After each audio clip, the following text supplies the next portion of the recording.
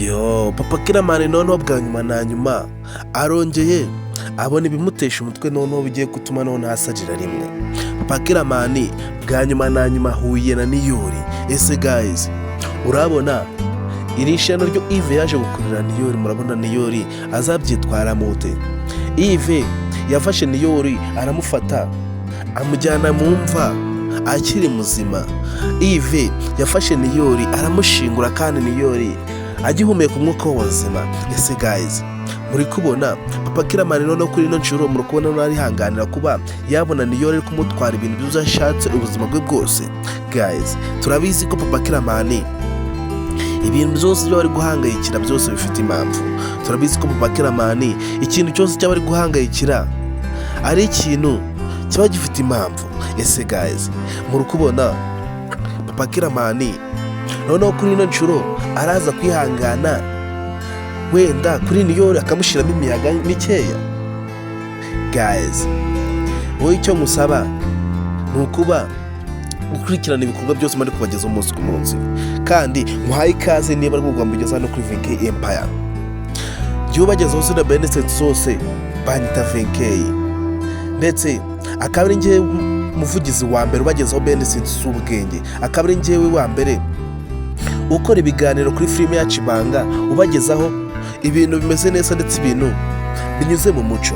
Icyo ngusaba rero ni ukuba wakora subscribe hano kuri VK Empire kugira ngo tujye tujyana mu bindi bikorwa byose turi kubagezaho umunsi ku munsi, ndetse n'ayandi makuru yose abera muri showbiz nyarwanda ujye uyabona utarinze waruha. Icya mbere ni ukuba warakoze subscribe hano kuri VK Empire ukaba umunyamuryango wa VK Empire. Ese guys, iyo utekereje kuri Niyori ugatekereza kuri Papa Kiramani, kuri ino nshuro aramukorera iki? Ese Papa Kiramani araza kwihangana ntiyigaragaze vuba? Ese guys, Papa Kiramani noneho kuri ino nshuro agiye guha Niyori akazi?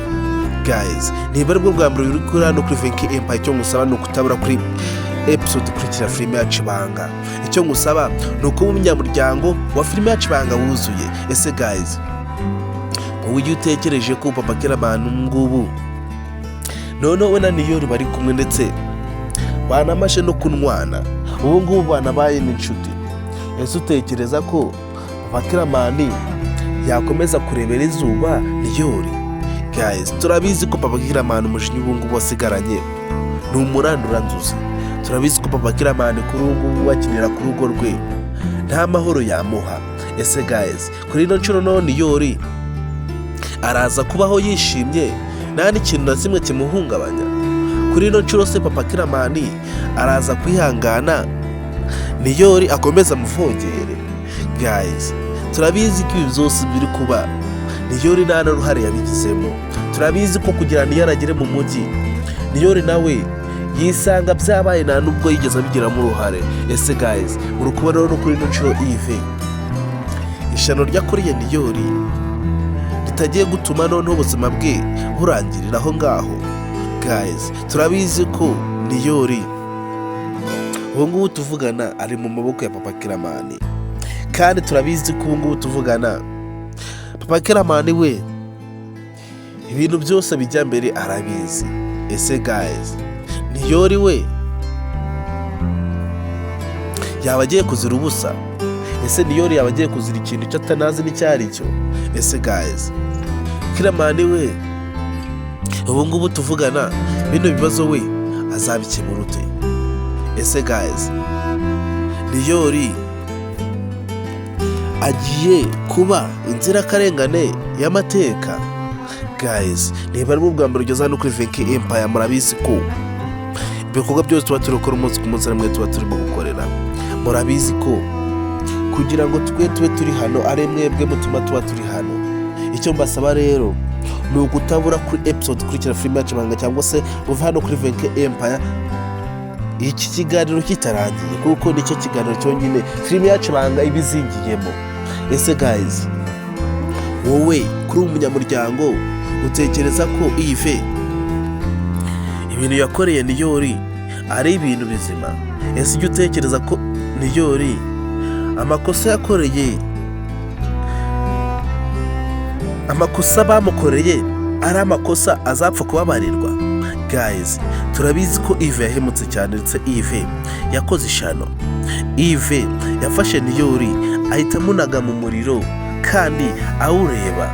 Yves yafashe Niyori amukorera amakosa atazapfa kuba yamubabarira mu gihe azaba yabimenyeshe.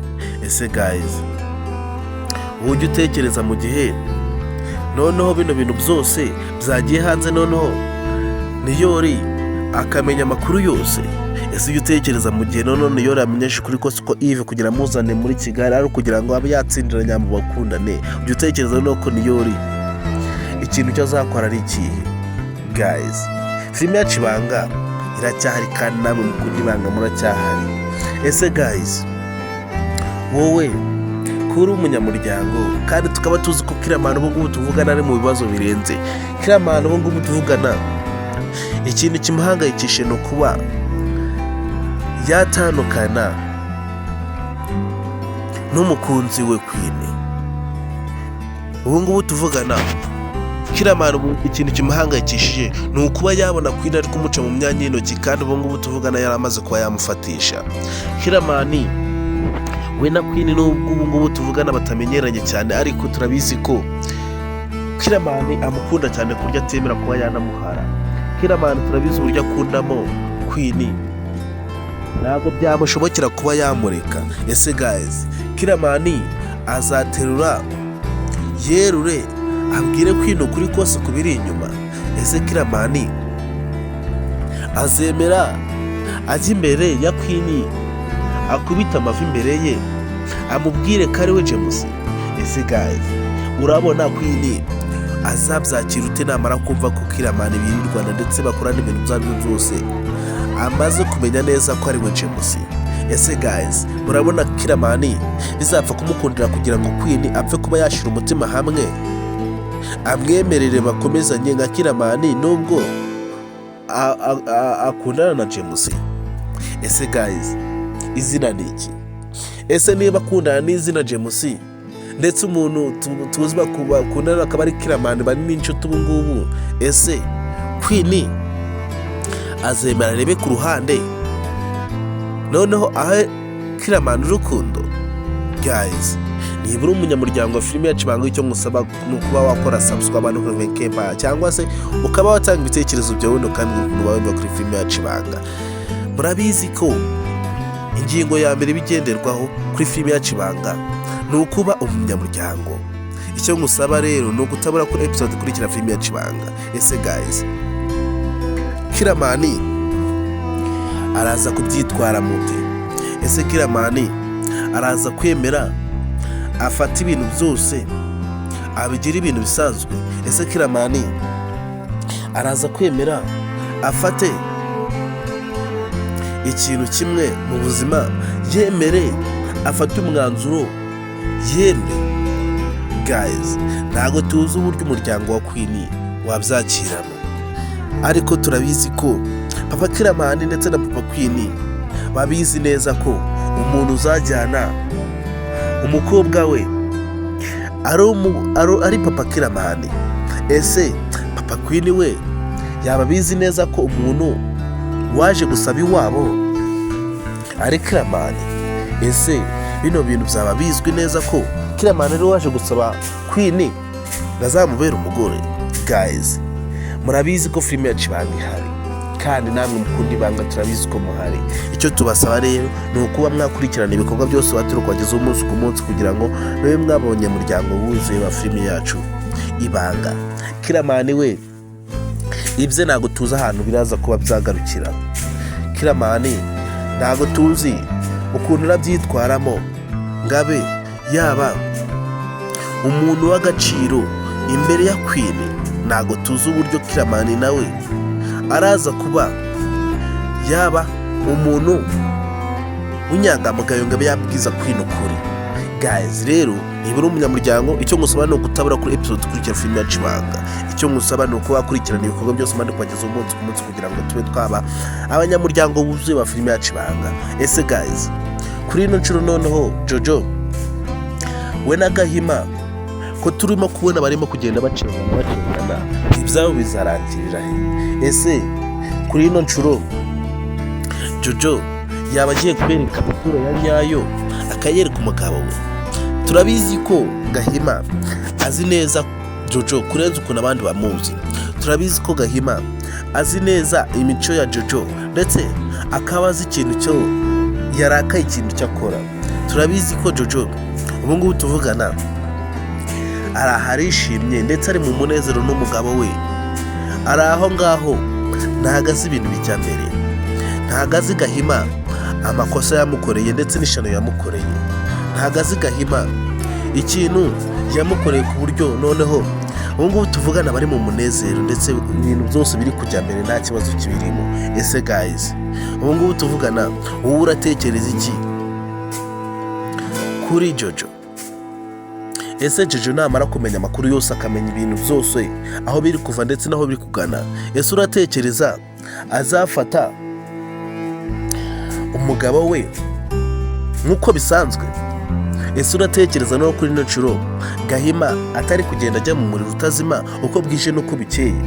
Guys, turabizi ko ngubu Gahima ahantu hose hari kugera ari kugenda yikandagira kubera azi amakosa yakoreye Jojo.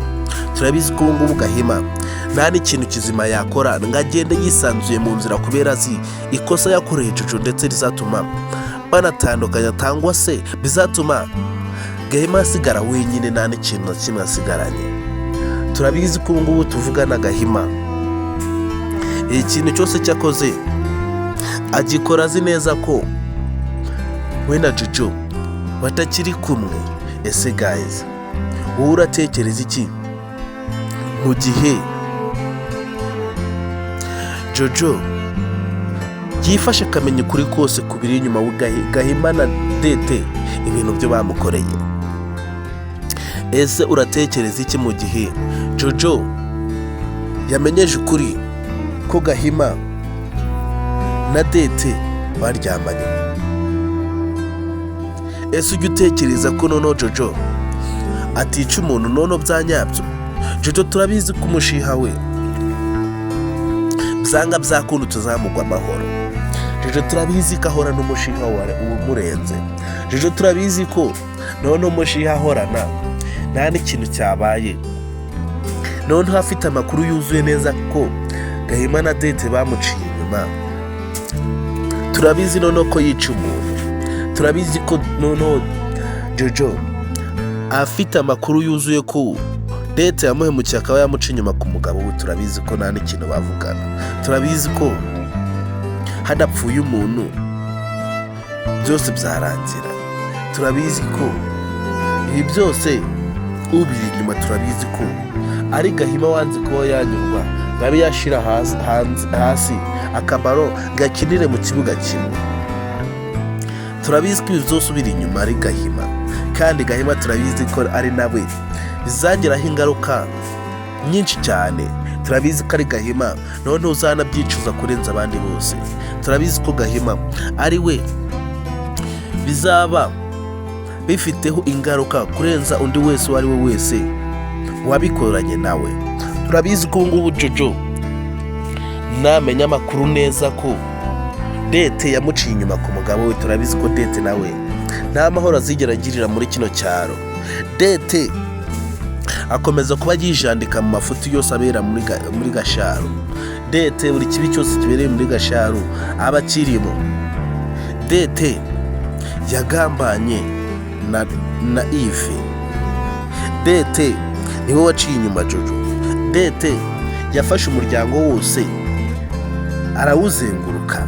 Dete yafashe umuryango wose awukinamo agapira nta n'umuntu n'umwe asigaje. Ese guys, noneho Ive we naza kumenya amakuru yose akamenya ko Dete yaryamanye na Gahima, Ive wazabigenza ute? Turabizi ko ibi byose umuntu wabikuruye ari Ive. Turabizi ko umuntu wazanye Dete mu cyaro, turabizi ko ari Ive. Ive niwe wavanye Dete mu mujyi amuzana mu cyaro kugira ngo abe yamufasha Niyori ngo arebe nimba yatsindira nyabo. Ariko muri uko kumuzana amuzana aje gukora akazi katarake.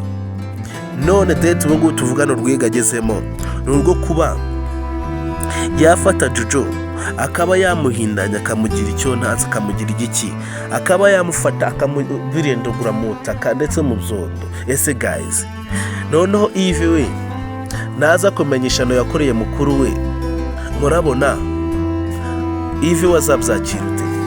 Ese nibiza kumenyekana ko ibi byose biri kuba Yves ubu biri inyuma byose, muratekereza ko Yves we azongera kuba ho yishimye? Ndetse muratekereza ko Yves se azongera kugaruka muri Gasharu akabaho yishimye nta n'ikibazo afite?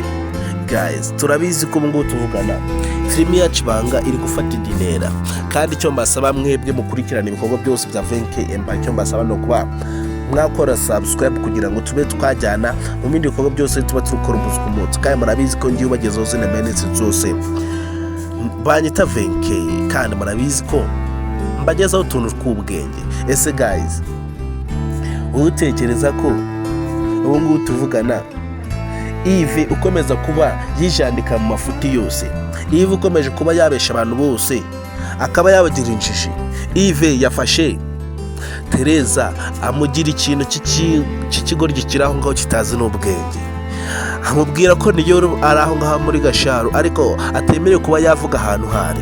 Ese guys, Yves ukomeza kuba wakinisha imitima z'abantu bose bo muri Gasharu, urabona ibyo biri kugana he? Ese utekereza ko Yves amabara yari gukorera muri Gasharu azamugwa amahoro?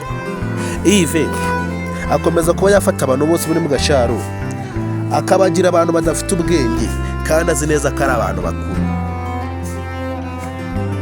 Yves akomeza kuba yafata abantu bose batuye Gasharu akabagira abantu b'inzanga kandi harimo n'abantu bamurusha ubwenge. Yves turabizi ko muri Gasharu ari we muntu kwe tusigaranye w'ikizigazi utazi n'ikintu kijya mbere. Yves turabizi ko ari we muntu muri Gasharu kwe dusigaranye utazi n'ikintu na kimwe cyerekeye kuba yabona umuntu umwitaho. Ese guys, kuri ino nshuro Yves noneho amabara yakoze ndetse akayakorera Tereza mu kubona none azamugwa amahoro. Guys, Yves akomeza kuba yifata nk'umuntu uzi ubwenge kandi tuzi neza ko ari we muntu utazi ubwenge. Yves akomeza kuba yafata abantu bose muri Gasharu akabahenda ubwenge kandi tuzi neza ko Yves niwe muntu wa mbere utazi ubwenge. Ese guys, ko yafashe noneho Tereza akaba yamubwira ngo Niyori ari mu cyaro ndetse ngo ari aho ngaho muri Gasharu ndetse ngo ntabwo yemerewe kuba yavuga n'ahantu hatuye. Ese guys, uratekereza none ko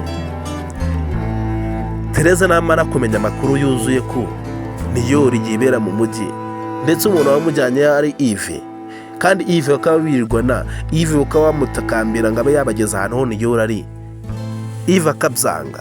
Ese uratekereza ko ntibaza kubimenya neza ko Yves ari wajyanye Niyori? Uratekereza noneho Yves hari irindi hirwe ryazaba afite ryo kuba yaba inshuti ya nyambo?